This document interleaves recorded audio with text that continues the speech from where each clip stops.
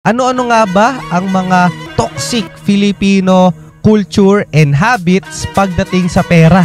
Pag-usapan din natin sa episode na to kung ano-ano ba yung mga paraan para yumaman ngayong 2024. Populs ba ang mga Pinoy at hindi yumayaman dahil hindi uma-attend ng mga seminar?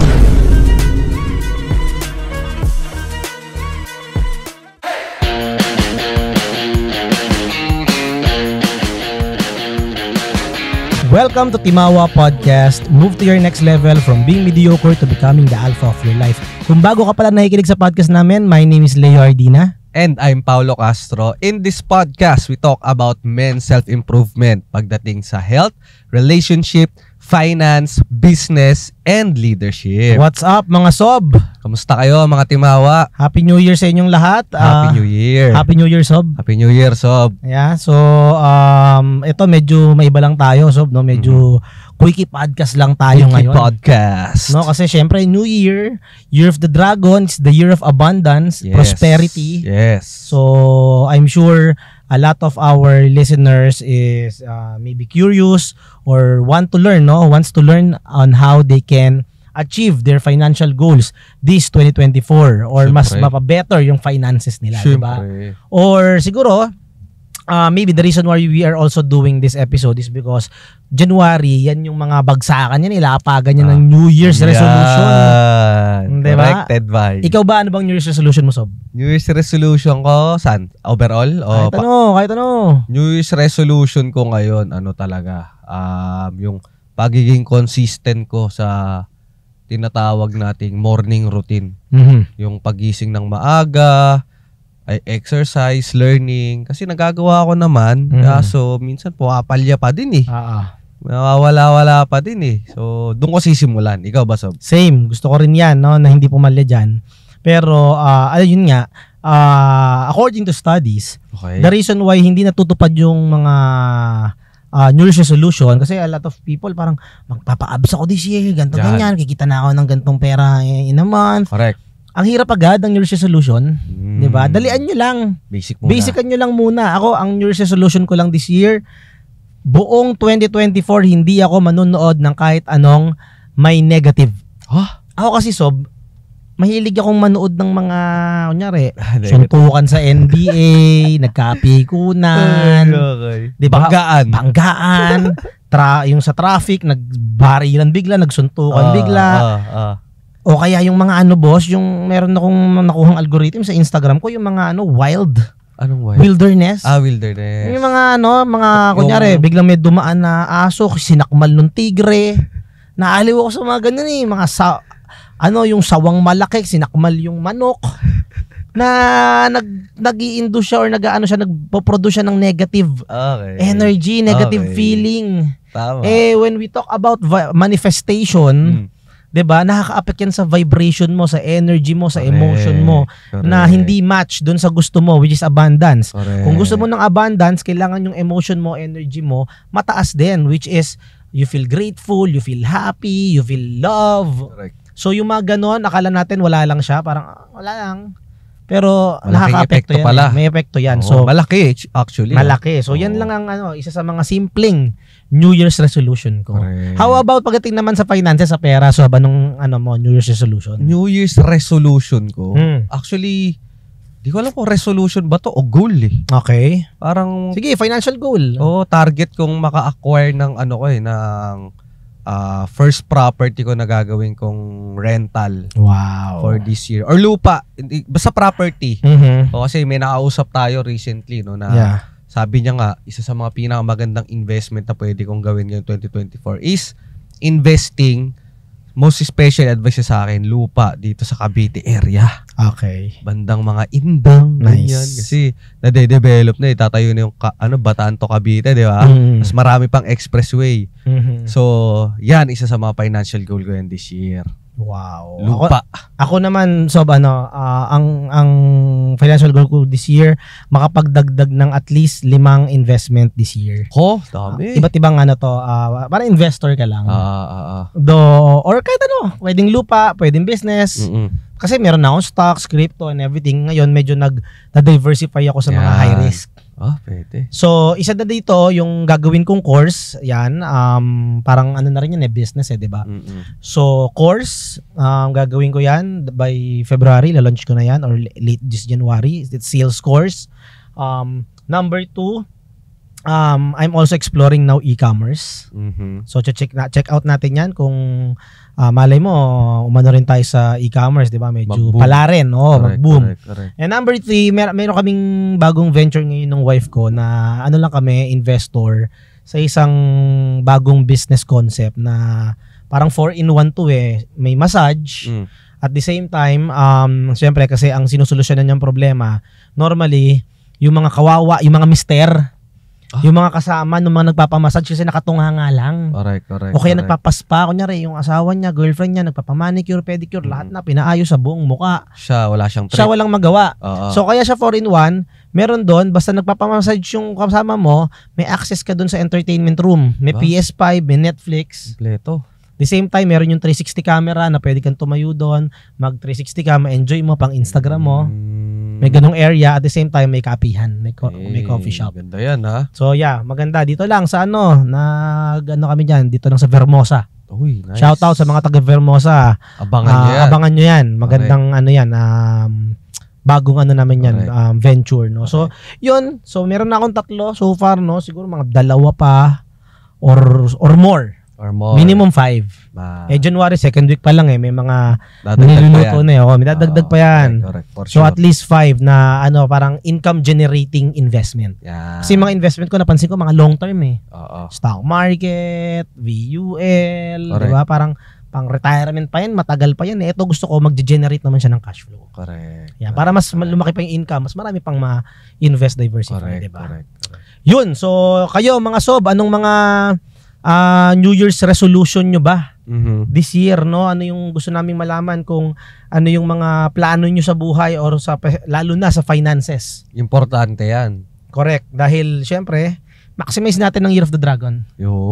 Year of Abundance. Abundance to And speaking of resolution, kaya namin ginawa itong Quickie Podcast na to is para matulungan namin kayo kung paano nyo ma-achieve yung mga financial goals nyo for this year, 2024. Kaya naman, sa video na to, pag-usapan natin, ano-ano nga ba ang mga toxic Filipino culture and habits pagdating sa pera?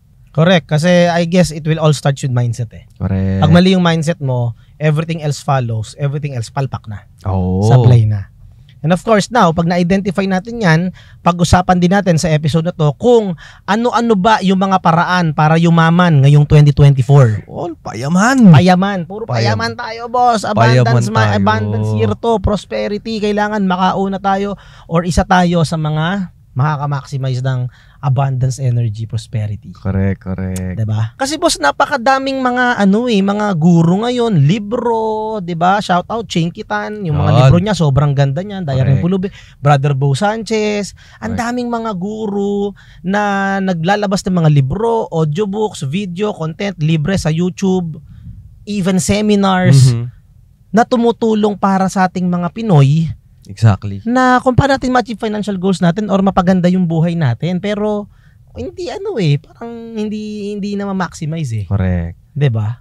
And speaking of seminar, pag-usapan na rin natin, bopuls ba ang mga Pinoy at hindi yumayaman dahil hindi uma-attend ng mga seminar? Correct. Katulad niya nung nabanggit mo, napakarami niyan sa totoo lang. Left and right, 'di ba? Naka-attend pa tayo nung SuccessCon, di ba? Mga iba't ibang masterclass on content creation. Correct. Di pa rin mina-maximize. Napakadami na niyan, guys. Iba nga, libre pa. Correct. Ito pa nakakabuiset, boss. Magbibigay ka ng free webinar, free seminar, bigla ka pang sasabihan ng, sus, may bebenta lang dyan sa dulo, mabebentahan ka lang dyan sa dulo. Di, wag kang bumili. Correct. Matuto ka. Dito ka lang sa libre. Correct. Siyempre, expect mo, gusto mo mas matuto, gusto mo mas malupit yung makuha mo, you pay for it. Correct. Pero kung hindi, di wag ka bumili, di ka naman tututukan ng baril dun. Tama. Diba? Tama. So, i-maximize natin yung mga yan, mga sob, no? But bago tayo tumuloy sa topic natin, panoorin nyo muna tong video na to. If you want to achieve your financial goals this year, umattend ka na sa one-day masterclass namin called New Year's Resolution. Dito, ituturo namin kung paano ma-compute at paghandaan ang retirement mo, mga magagandang pagkakitaan ngayong 2024, at mga tamang way ng pagpapalago at pag-i-invest ng pera. Magkita-kita tayo ngayong January 28, Sunday, 9 a.m. to 5 p.m. sa House of Transformation, 3rd floor, Ayala Malls, the 30th, Ortigas, Pasig City. Ticket price is 4,999 pesos, pero 90% discount para sa unang 50 na magre-register at magbabayad. Early bird rate is 499 pesos only. See you! So para sa Yosob, ano yung mga toxic mindset ng mga Pilipino pagdating sa pera? Toxic mindset ng mga Pilipino pagdating sa pera, ito sobrang common ito, Sob. Lagi nating napapansin to. Yung tinatawag nating one-day millionaire na mindset. Correct. 'Di ba? Yung ang Pilipino kasi kapag very common kapag swelduhan, 15, 30, ganyan. Yung ubos biyaya agad. Di ba? Pagdating ng sweldo, punta tayo dito, kain tayo sa ganyan, bili tayo ng ganito, bili tayo ng ganyan. Yan na. Reward ko to sa sarili ko. Lalo na yung word na yan. Diyos that kind of mindset, no, na walang masama, guys, i-reward yung sarili. Yes. But make sure na maganda yung pagplano mo or yung distribution mo ng pera. Correct. Na hindi lang majority of or malaking percentage ng income mo ay napupunta sa luho, sa gasto, sa mga bagay na hindi ibabalik yung pera mo or walang ROI. Kung may budget ka for dating, may budget ka for gala, travel, may budget ka din dapat for savings, for investment. Dapat segregated ng maayos. Ngayon, with that kind of mindset, ano yung mga nag-develop nating habit because of that kind of mindset na one-day millionaire? Mga habit? Siyempre yung pagiging gastador. Check out pa more. Yan. Di ba? 1, 1, 2, 2, 3, 3, 4, 4, 5, payday sale, di ba? Diba? Yan na yung addiction Actually, addiction na yan ng mga Pilipino di ba? So, para maiwasan natin yung ganyang klaseng negative na habit at negative na mindset, matuto tayo mag-budget ng pera. Correct. Kasi pag may budget ka, alam mo saan napupunta pera mo, makakatulong yan para, teka, hindi na to pasok sa budget ko, di ko na bibilin, next month na lang ulit. Di ba? May ganun na So, yun, matuto mag-budget, guys. Yeah. Importante ngayong 2024. Correct. Second, toxic Filipino mindset na kailangan nating baguhin. Ito, yung mindset na mahirap kumita ng pera. Lagi mong naririnig yan, for sure. Lagi, dito sa Pilipinas, hirap yumaman, hirap kumita ng pera. Kaya tuloy, kung ganong klase ang pag-iisip mo, ganong klase yung mindset mo, ang habit na nabibuild mo dyan is excuses. Excusitis. Excusitis. Meron kang excusitis. Kasi ganyan yung paniniwala mo, kaya kahit the opportunity presents itself in front of you, hindi mo siya nakikita. Grabe, parang rapper ka dun, boss. Naman, papatikimin kita ng mga mala-impactong lyrics. Diba? Correct. Kahit i-present ng opportunity sarili, hindi mo nakikita mo excuses kung ba't di kaya yaman. Kasi bata pa ako, masyado na ako matanda. Tama. Lahat Tama. May bata bang mayaman, successful? Meron. Josh Mojica, Franklin Miano, si Kangkong Chips, di ba? May matanda ba na matanda na kumita ng pera at yumaman? Meron. Diba? KFC. Correct. Diba? Ang dami. Correct. Whether bata ka, matanda ka, bata, lalaki, babae, bakla, tomboy, kahit anong kasarian mo, mataba, bayat, lahat, kung ano ka man, huwag mong isipin or mag-focus ka na wala sa gender, wala sa edad, wala sa circumstance ng buhay. Ang tanong lang dito, gusto mo ba? Kasi kung gusto mo, gawa mo ng paraan. Correct. Hindi yung puro excuses. Kasi ngayon, boss, napakadaming ways para kumita ng pera. Sobra. Napakadami. Sobra. Digital era na ngayon Kahit nga wala kang puhunan Diba? Makakapag-start ka na agad ng kung ano man para kumita ka ng pera. Ito kasi nakatakot dyan, Sob. Pag nagkaroon ka ng mindset na mahirap kumita ng pera, yung based on your neuroscience, yung part ng brain mo na nagsasuggest sa'yo, binablock niya na agad. So dun pa lang, kaya mo hindi nakikita yung opportunity kahit nakahain na sa harap mo. Kasi yung utak mo, binablock na agad. Correct. Yung sarili mo na makakita ng opportunity. Kasi nga, ang mindset mo, mahirap na makumita ng pera. Yun lang. Kaya na-attract mo yan kasi yan na mismo yung mindset mo, di ba? Correct. So, ganun siya guys. So, ngayong 2024, maging open ka sa mga opportunities, Yes. grab mo pag meron, and simulan mong i-build ang habit na you are saying yes to yourself and to the opportunities. Yun. Tamang-tama yun. So, now, ito pa. Etong malalang mindset. So, Ano yan? you want to please other people. Nako. Nagsho-show off ka. Yan. Nako, Pilipino. To impress mahilig yan. people that you don't even like. Correct. Diba? That kind of mindset na kailangan pasiklaban ko to. Kailangan mukha ako mayaman. Correct. Kailangan mukha ako successful. Kahit gipit na gipit ka na. Diba? Sabi nga nila, maubos na. Maubos na yabang, wag lang yaman. Ay, mali. Baliktad. Yung sasabi nila, maubos na yaman, wag lang yabang. Correct. Yabang mga Pinoy eh, no? Diba? Iba eh. So ngayon, nagiging habit kapag ganyan yung klase ng mindset nila. Ang ending yan, dahil gusto mo magyabang, wala ka namang sapat na income, anong gagawin mo? Mangungutang ka Kaskasi ngayon. ang credit card. Credit card, mangungutang sa kapitbahay, mangungutang sa kamag-anak, hanggang sa di mo napapansin, unti-unti ka nang nababaon sa utang. Yun yung pangit doon. Yeah, so baguhin natin yung mga ganyang toxic Filipino mindset about money, guys. Oh, 2024 na. It's all about really making money, correct. becoming rich, being abundant. Yan ang i-goal natin this 2024. Oh, 'Di ba? Hindi bali nang di ka mukhang mayaman, pero legit kang mayaman. yan. 'Di ba? Correct. So ngayon, Sob, kung maayos na yung mindset ng mga Pinoy, okay na, ready na, G na. Mhm. Dahil nakikinig sila ng Timahua Podcast. Yan. Pag-usapan natin ngayon, ano ba yung mga paraan para yumaman? Number 1, magsimula ka magtayo ng negosyo. Yan. Ngayong 2024, Ngayong 2024. sabi nga, no, based sa mga astrology, Uy! numerology, Uy! feng shui, Grabe naman. maganda raw magnegosyo ngayong 2024. Talaga? Sabi. Okay. Yan, Nice, start a business. nice. Ako actually, para sa akin, kahit di 2024, kahit ni Year of the Dragon, maganda magnegosyo ka talaga eh. Subukan mo. Subukan mo. magnegosyo. Correct. Diba? Walang yumamang negosyante na hindi sinubukan, Oo. hindi sumubok, Correct. hindi sumugal, Correct. hindi nag-take ng risk. Yes. 'Di ba? So, wag kang magtiyaga na empleyado ka, okay ka na sa kaprasong kinikita mo. Kung nagpaplano ka magnegosyo, try it.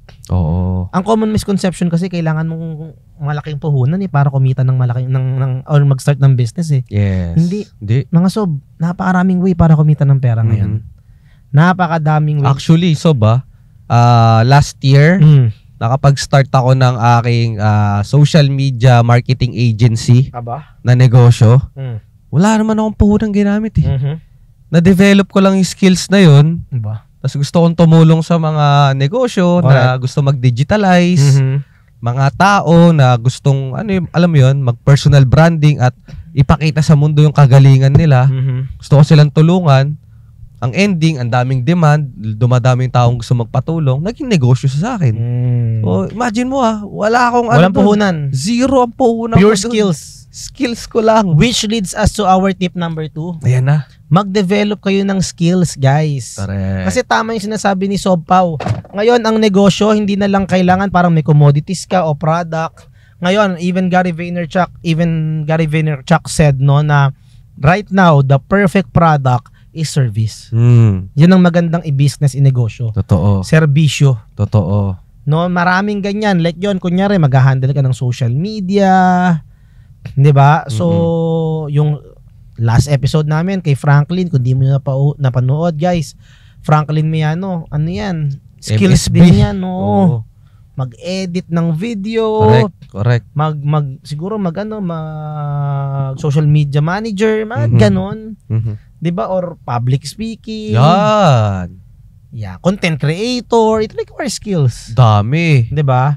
So ngayon, babayaran ka because of your skills. Correct. Not because of the time that you put in sa trabaho. Yes. Dun sa output based. Mhm. That's one kind of business also. Correct. 'Di ba? Ang produkto yan. mo, sarili mo. Tama yan.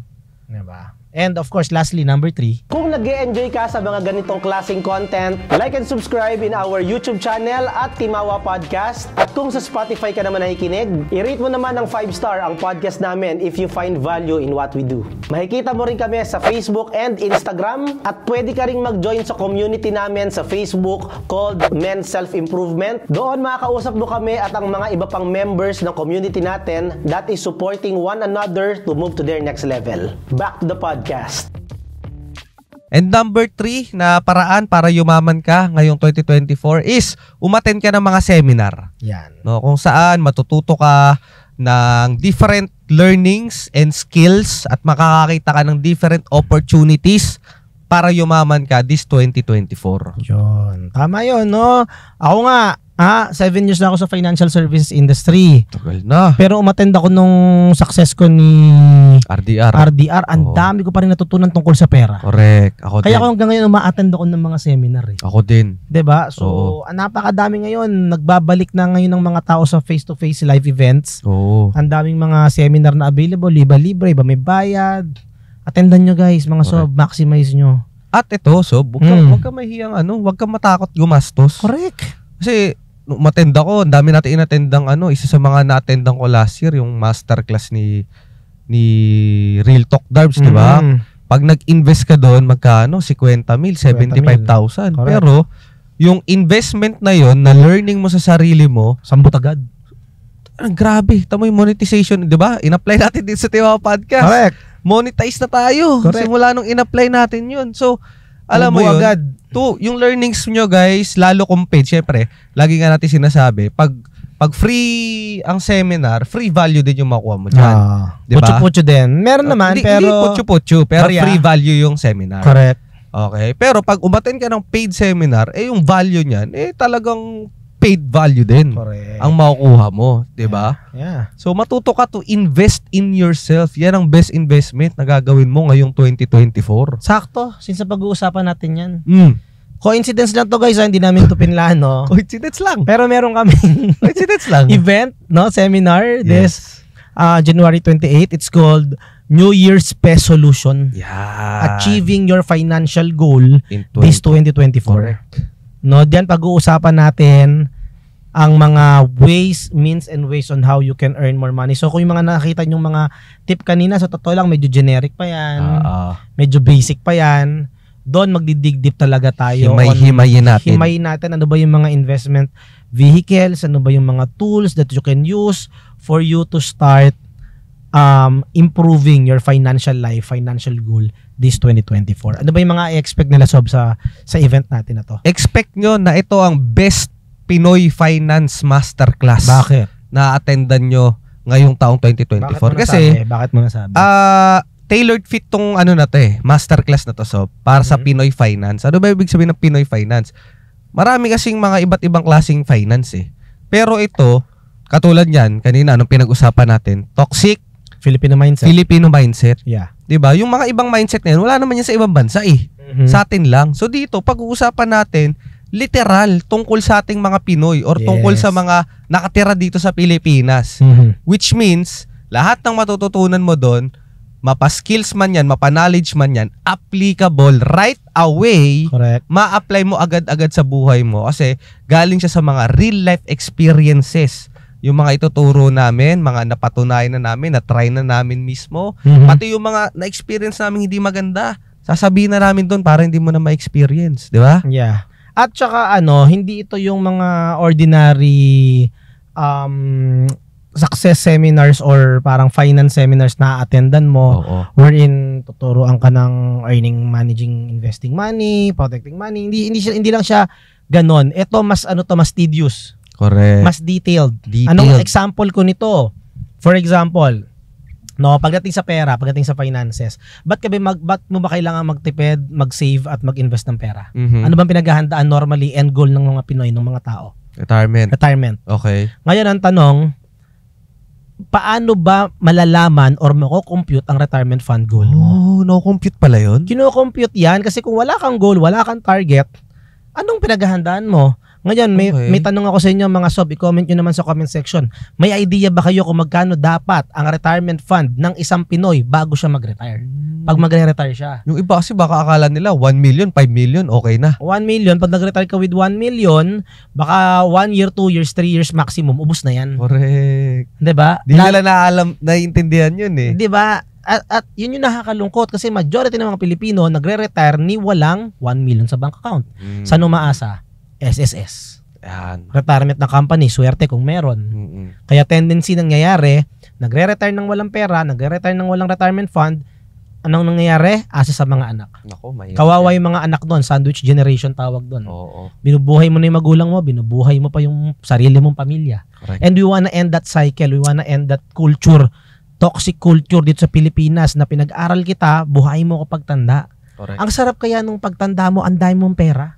Yes. Tuloy yung lifestyle mo. Yes. Nagagawa mo yung gusto mo, nabibili mo yung gusto mo, nakakapunta ka sa gusto mo kasi napaghandaan mo, meron kang enough retirement fund kung mag-retire ka man at age 55, 60, nabuhay ka hanggang 80, 85. Yeah. Imagine kung mag-retire ka boss ng 55, mabuhay ka hanggang 85. Ilang taon yun?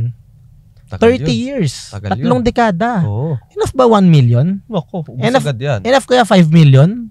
Enough kaya 10 million? Depende sa lifestyle mo. Yan. Malalaman nila yan. Malalaman nyo yan kasi kukumputin Grabe, natin yan ngayon. Marami dun kailangan kang i-consider like lifestyle, goals mo, 'di ba? Sino yung maraming iba't ibang Mga aspeto expenses, income, lahat yan kukumputin, no? na ibabangga mo sa inflation rate. Grabe. Siyempre kung iba-iba yan, kung 40 ka ngayon, magre-retire ka 55, 15 years from now. Paano kung 25 ka lang ngayon, 55 ka magre-retire? That's what, 30 years from now. Paano yun? Magkaiba pa yun. Magkaibang computation ngayon yun. Kunyari, so baguhan pa lang sila sa finance. Ang Mm. daming numbers na binabanggit mo. Mm. Kaya ba nilang gawin yan sa masterclass natin? Kaya nyo yan dahil bibigyan namin kayo ng mga tools kung paano nyo siya mapadali na itong mga rocket science computation na ito na mahirap for some people, mapadali natin, mapasimplify natin for you guys to achieve your financial goal, your retirement fund goal. Oo. Isa yan. Isa yun sa mga actually pinaka-importanting natutunan ko nung napunta ako sa financial services industry. Mhm. Na kala ko nga rocket science, kaya yung mayayaman lang nakakagawa. Mhm. Pero meron palang mga simplified tips and techniques Yeah. para ma-compute yan, para mag-guide ako. Na simula nung in-apply ko, ay grabe. Gumanda talaga ang finances ko, guys. Yeah, marami kaming mga regalo sa inyong mga tools guys na ginagamit namin. Papamigay namin yan sa inyo ng libre, regalo namin sa inyo yan. Pag umattend kayo para makatulong sa inyo sa financial life nyo. Ito pa exciting, Sob. Malalaman nila. Mhm. Ano ba yung mga tamang way ng pag-i-invest ng pera? Kasi di ba ang daming naglalabas ng investment ngayon. Mhm. So ikaw, bilang Pilipino, gusto mo na mag-invest, ano pa iunahin mo? Mhm. Di ba? Agree. Stock market ba yan? Crypto ba yan? Real estate ba yan? Yeah. Magne-negosyo ba ako? Correct. Magpa-franchise ba ako? Magti-trade? Napakadami. Actually, ang dami nagtatanong sa akin, Oh, Leo, ano ba magandang investment kayo in 2024? yan. Guys, isa lang sagot ko dyan. Lahat ng investment maganda. Mm. Ang tanong, nasang phase ka na ba? Yun. Nasan ka na bang level? Kasi kahit maganda ang crypto ngayon, kung nasa level 1 ka pa lang pala, ang crypto ay bandang sabi natin level 3, Mm-mm. hindi siya match Correct. sa estado ng financial blueprint mo. Mhm. Ano yung financial blueprint? Doon nyo natin mas maiintindihan yan. Maintindihan nyo yan. Himay natin yan. Talagang tedious talaga or detalyado to. Ano na- pala to? Siksik pala tong ano Siksik natin. to boss, maghapon nga to, No? Kaya 9 masterclass. to 5, no? Hindi to yung generic na mag-ipon ka, jar management, Oo. 50%, ganito, 40%, lagay mo dito. Hindi. Ituturo namin sa inyo yung step-by-step guide on how you can earn, manage, invest, and protect your money. Ito pa maganda dyan. So, Ano pa? syempre, ang ganda na ng matututunan nila. Mhm. Pero kung wala kang tamang mindset towards that, wala rin, hindi mo rin ma-apply. Correct. Diba? Parang tatama rin ka rin, mawawala ka rin pag-asa. Mhm. Kaya naman, in-invite natin ang isa sa mga the best transformational coach in the Philippines, none other than TCR. Transformational Coach Ras. Makakasama natin doon Yan. para lahat ng mga ituturo namin sa inyong tips and techniques may kasama yung internal motivation. Correct. Na kung saan, eto goal ko, alam ko yung gasolina ko sa buhay, sa araw-araw, naka-anchor doon yung goal ko. Kahit mahirapan ka, kahit challenging mag-ipon sa'yo, magagawa mo eh. Kasi ituturo ni TCR, ano ba yung tamang mindset, ano ba yung tamang approach kapag meron ka ng mga techniques at mga goal sa buhay. Correct. Diba? Yeah, so ano pa bang i-expect nila doon? Pwede ba natin banggitin yung mga speaker na i-invite pa? Oo naman. Sige. Syempre, ang mga speaker doon, yours truly, Timawa Podcast, Coach Leo Ardina and Paulo Castro. Makasama namin si Coach Kel Josh, content creator din yan, investment consultant. Si Mark My Finance, Mark Abanyo, kasama natin yan. Of course, Coach Ras Huson, transformational Coach Ras. Hindi pa final pero fina-finalize na namin, pero most probably kasama to ang pambansang wealth coach Chinkitan. Possible din Marvin Favis. Yan, para matuto about crypto. Yeah, fina-finalize pa namin lahat yan, pero most probably guys, you can expect these people to be present in that event. Yes. Diba? Ano pa ba? Franklin Miano, hindi rin natin pwedeng kalimutan, no? Kasama yan sa mga fina-finalize pa, no, na makakasama natin for syempre kasi marami tayong kabataan na umattend. Correct. At least, di ba, matuto rin sila mismo from that person. Tsaka doon guys, may Q&A tayo, makakausap nyo kami, lahat ng tanong nyo. Very interactive. Interactive. At the same time, yung network, kasi you will be surrounded with people na like-minded. Yes. May mga makikilala ka doon, makikipagkaibigan ka doon, makabuo kayo ng mastermind group or accountability body system na nagtutulungan kayo kung paano mas yumaman this 2024. Kasi kahit anong libro basahin mo, seminar attendan mo, tapos ang mga pag-uwi mo, ang mga kasama mo, mga tropa mong manginginom, sugarol, tingin mo magbabago buhay mo? Wala pa din. So you need to surround yourself with people na kapareho mo mag-isip, like-minded. Correct. Pareho nyo gusto nyo maman, maging successful. Surround yourself with those kind of people. So, ang maganda doon, Sob, spill ko na tong bonus, no? Sige, no? Maganda doon, Sob, ang ina-expect nating participant yan, mga maximum 300 tayo eh.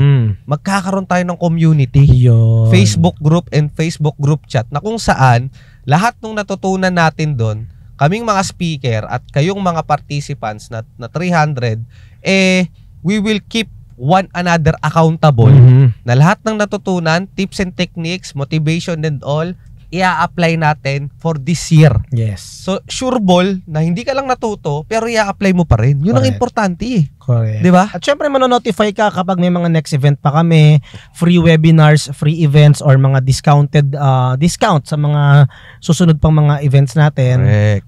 May magkakaroon ka ng access doon. Magkakaroon ka ng access with us. You can interact with us, no? Once you attend that event. Yep. Diba? So, kailan ba to, Sob? Happening on January 28, 2024, 9 a.m. to 5 p.m. sa House of Transformation, 3rd floor, Ayala Malls 30th, Pasig, Ortigas, Metro Manila. Yan. Punta kayo dyan, guys. Ang investment fee natin is 1,599.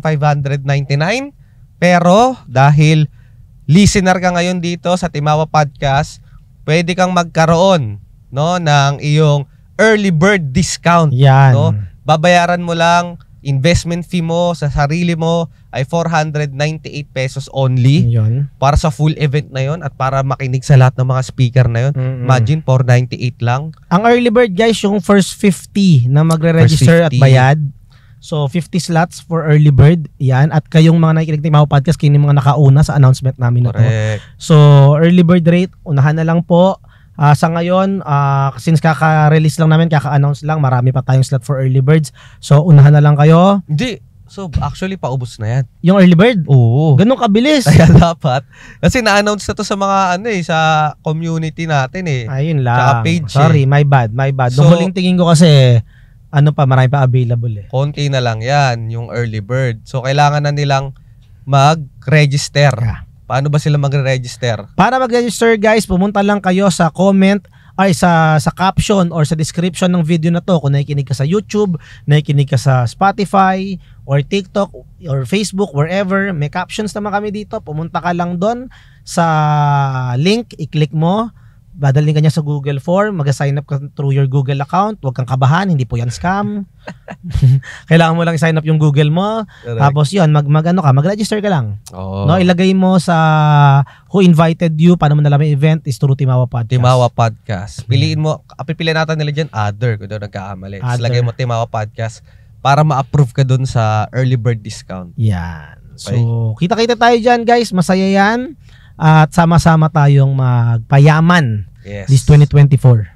Diba? So yun guys, no? We hope to see you there on January 28, 2024, 9 to 5 p.m. sa New Year's Resolution, no? Achieve your goals, achieve your financial goals this 2024. Yeah, so thank you guys for listening dito sa Quickie Podcast ito.